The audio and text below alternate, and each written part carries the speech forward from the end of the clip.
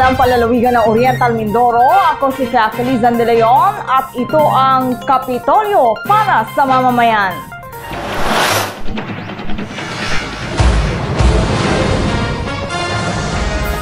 Sa ulo ng mga sumisikat nating balita, sama-samang pagtatrabaho para sa lalawigan, hamon ni Governor Umali sa mga bagong halal ng bayan. Mga bagong halal na opisyal na lalawigan at mga bayan ipinoklama. Record ng Bulalakaw bilang may pinakamataas na malnutrition rate sa rehiyon, burado na. At sa ating pitak pangkalusugan, ang napapanahon at maraming mukha ng prutas na balimbing.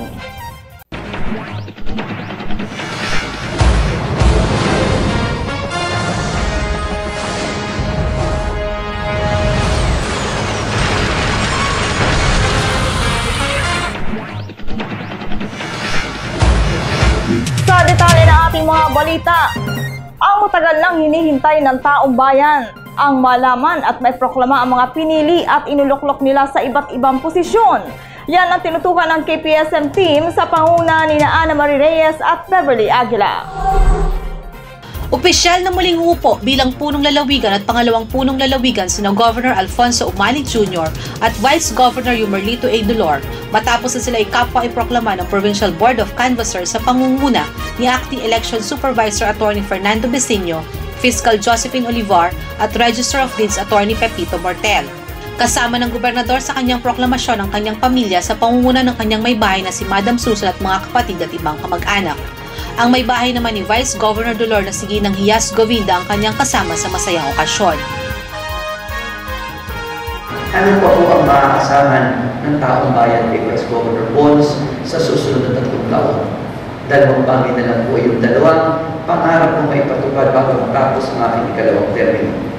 Una, ang pag-institutionalize ang legislative tracking system ng probinsya ng Silangang Mindoro na kung saan ang lahat ng legislative measures na ginagawa ng bawat board member ng buong sanggunian ay may pakikita sa buong mundo ang status anytime of the day, anywhere you are. The second one, ito po ay currently ini-establish na. At ang ikalawa, ang pagsicertify ng batas ng panlalawigan as an ISO certified facility. Sa loob po ng susunod na 2 taon, inaasahan ko po hindi may papatupad natin. At yung mga board members natin bago, congratulations sa inyo. Naway maging katulong kayo, Vice Governor Dolor at Governor Umali, sa 3 taong dadating para sa ating lalawigan. Muli po, sa lalawigan ng Silangang Mindoro, sa ating mga mamamayan, maraming salamat po. Opisyal na ring ipinoklama ng Provincial Board of Canvassers ang pag-upo muli ni Atty. Reynaldo V. Umali bilang 2nd District Representative. Ang 3 pinakamatataas na opisyal na lalawigan ay unopposed noong nakaraang eleksyon at ang proklamasyon ay isang legalidad at formalidad ng kanilang muling pag-upo sa kanilang posisyon sa pamahalaan.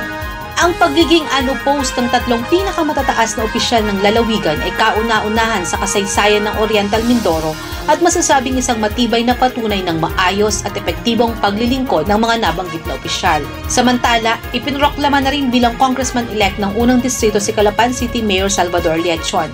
Bagamat hindi pa pumapasok sa official tally ng PBC ang Certificate of Canvass ng Puerto Galera, inaprubahan ng board ang mosyon ng mga abogado ni Mayor Leachon para sa kanyang proklamasyon. Sa argumento ng mga abogado ni Mayor Leachon, kahit pa ibilang ang kabuuang boto ng registered voters ng Puerto Galera na 21,138 pabor sa mahigpit niyang katunggali na si Nico Valencia, hindi ito makakaapekto sa naitala ng lamang ni Mayor Leachon sa kanyang botong nakuha na 92,604 mula sa 7 bayan kumpara sa 60,263 lamang ni Valencia. Kaugnay nito na opisyal naman nang pumasok ang Certificate of Canvass ng Puerto Galera, ang kabuang botong nakuha ni Congressman-elect Leachon ay umabot sa 98,779 at 68,484 naman ang para kay Valencia. Formal na ring ipinoklama noong May 15 ng Provincial Board of Canvassers sa mga nanalong bukal ng una at ikalawang distrito ng Oriental Mindoro. 3 re-electionista at 7 bagong mambabatas ang magsisilbi ngayong miyembro ng sangguniang panlalawigan sa loob ng 3 taon. Ipinroklama ng PBC ang pagkapanalo ni dating Calapan City Vice Mayor Atty. Rafael Infantado na nakakuha ng 84,681 votes na siyang pinakamalaking boto na isang kandidatong bukal sa unang distrito. Sinundan siya ni Ryan Arago na isang re-electionista at nakakuha ng 79,914 votes. Ipinroklama na rin si dating Calapan City Councilor Juan Paulo Luna bilang bukal na nakakuha ng 73,400 votes. Si Calapan City Councilor at anak ng yumaong sa dating bukal Polding Malapitan na si Georgie Malapitan ay isa na rin ngayong miyembro ng Sangguniang Panlalawigan sa botong 64,323. Sa pagtatapos ng termino bilang punong bayan ni San Teodoro Mayor Apollo Ferrarain sa Hunyo, magsisilbi naman siyang bukal sa botong 63,533. Ang pagtitiwala nito ay hindi niyo pagsisisihan dahil hindi po ito patayan. Maraming salamat. Maraming salamat po sa patuloy na pagtitiwala niyo kay Juan Ryan Aragon. Makakaasa po kayo ng iba yung paglilingkod mula kay Juan Ryan Aragon. Maraming pong salamat muli. Magandang hapon po. Siyempre, sa lahat po na nagtiwala, sa lahat po na naniwala, ay lubos po ang aming pasasalamat sa kanila. Speechless po ako sa mga sandali. Muli ay maraming salamat sa inyo. Ang aking pong pagkapanalo ito ay siyempre pasasalamat sa ating pong may kapal. Pangalawa yung alay ko sa aking ama, na mayabana, at siyempre sa aking pamilya at sa mga taong nagmahal at tumulong, sumuporta sa akin. Masa kayo, ngayon pong aking buong kakayahan at buong kalakasan at saka buong talinong gagamitin para po sa ikuulan, hindi lang muna po na distrito manapay ng buong oriental nito. Nanguna naman sa pagkabukal na ikalawang distrito ang kilalang kompositor at mang-aawit na si Carlito Camo na ibinoto ng 77,340 na Mindoreño. Muli ring inihalal ng mga taga-ikalawang distrito ang mga dati ng bukal na sina Bukal Flor de Rojas na may botong 50,212 at Bukal Martin Buenaventura na nakakuha naman ng 47,705 votes. Bumalik din sa pagsisilbi bilang bukal ang dati ring naging kongresista na si Manuel Andaya na binigyan naman ng 43,875 votes ng mga taga-segunda distrito. Ang dating konsehal ng Sangguniang Bayan ng Rojas na si May Arlene Talan sa isa sa bago ngayong miyembro ng Sangguniang Panlalawigan na nakakuha ng 42,962 votes. Una po sa lahat, gusto kong magpasalamat sa Panginoong Diyos sapagkat binigyan niya ako ng pagkakataon para makatulong at makapagbigay ng serbisyo dito sa ating bayan. Muli po si Bukal Flor de Rojas sa mga mamamayan na nalalawigan na sila Mindoro, lalo tigit po sa segunda distrito ng ating lalawigan, ay buong puso po nagpapasalamat sa inyo lahat sa ikalawang pagkakataon po na ibinigay niyo sa akin, sa ikalawang pagkakataon po na tiwala na ipinagkaloob niyo sa akin. Kita na po ninyo kung paano ng serbisyo ang inyong lingkod noong nakaraang kulang-kulang na 3 taon at makakaasa po kayo ng ibayong pang paglilingkod sa mga darating pang panahon. Pinapangako ko sa amin sa 2nd District na paglilingkuran ko sila ng buong katapatan at walang halong paglilingkod. Maniwala po kayo. Maraming pong salamat. Nasurvive ko po ang cancer and now nasurvive ko po ulit itong lamang ito. Siguro nga po, and I always say this, may plano ang Diyos sa akin. And kung ang iba, lahat tayo binibigyan ng calling. May calling sa pagpapari, may calling sa pagtuturo. Ang calling ko po siguro, and now I'm sure, para sa public service. Sa kabuuan, tuloy-tuloy at naging maayos ang official canvassing at proclamation na isinagawa sa Batasang Panlalawigan simula noong gabi ng May 13 at nagtapos noong May 15 ng hapon.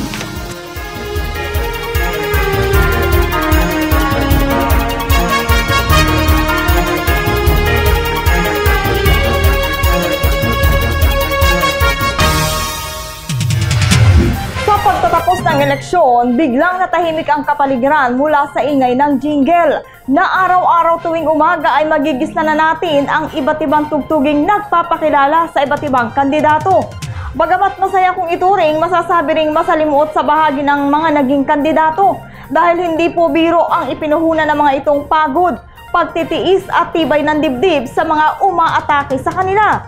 Ang 45 araw at ang iba nga'y maaga pang nagsimula sa pangangampanya, ang lahat ay inihanda para sa isang araw na eleksyon. At ngayong tapos ng eleksyon, mas mainam na paghandaan naman ng mga nanalo nating kandidato ang pagtatrabaho at paglilingkod sa ating kababayan. At yan ang naging panawagan ng punong lalawigan. Narito ang report. Isang araw lang ang eleksyon at pagkatapos ito'y magsama-sama na muli tayo sa pagtatrabaho para sa mga kababayan nating Mindoreño. Ito ang binigyan diin ni Governor Alfonso V. Umali Jr. sa pakikipanayam dito ng KPSM team at ilang media matapos formal itong maiproklama kasama ng kinatawan ng ikalawang distrito Congressman Reynaldo Umali at Vice Gobernador Yumerlito Dolor na mga kapwa unopposed candidate na kani-kanilang posisyong hinahawakan at ang bagong halal na kinatawan sa unang distrito Attorney Salvador Yatchon. Ayon kay Governor Umali, kaya niyang yakapin ang lahat ng mga bagong halal upang maipagpatuloy ang higit pang kaunlaran ng lalawigan. Lamang, hiniling din niyang tigilan na ang pagbibitiw ng mga irresponsableng salita na makaaapekto sa pagsasama-sama at pagkakaisa na kinakailangan para sa maayos na pagpapatakbo ng lalawigan. Ang unang order of business ko, lahat ng nanalo, yakapin ko, sasabihin ko sanay, kaya atin ko mag-usap po siya, tulong-tulong para sa pagkaunlad ng Mindoro. Sinabi pa ng gobernador na naging mapayapa naman ang nagdaang eleksyon maliban sa ilang isolated case na nangyari sa ibang bayan. Practically naman, wala namang masyadong relatively peaceful. Except for may nahulihan ng baril sa Puerto Galera at saka may namatay na isa doon sa Mansalay. Yung mga leader, yung mga tao-tao. So, aside from that, wala namang ibang incident.